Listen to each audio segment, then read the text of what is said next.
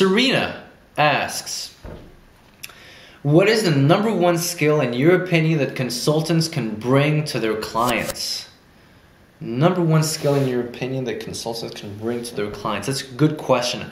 I think that most of the time it's not a question of information. It's not about how much information you can give your client, because information is everywhere. I mean, there's millions of books around, there's the internet. I mean, you can find information in a second online. So it's never about information. I think that, I mean, from my experience, it's generally all about taking information away. It's actually about helping them focus.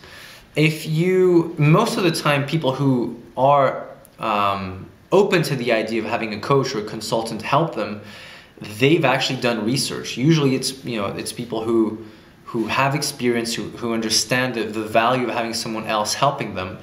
And generally it's not an issue of the information, of the amount of information. It can be an issue of a matter of the right information at the right time.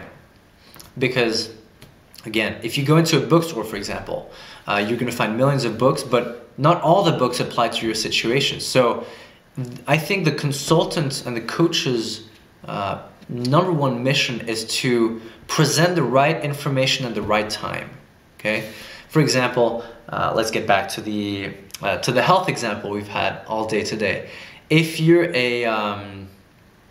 helping people get healthier, and your first client is 100 pounds overweight. Let's say he's 50 kilos overweight, and you could provide them the information of doing interval sprinting uphill. But if they do that on day one, they'll probably die, right? So it's good information, but it's not the right timing.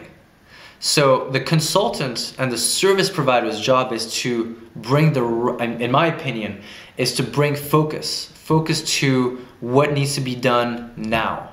And after that first step, what needs to be done step 2, what needs to be done step 3.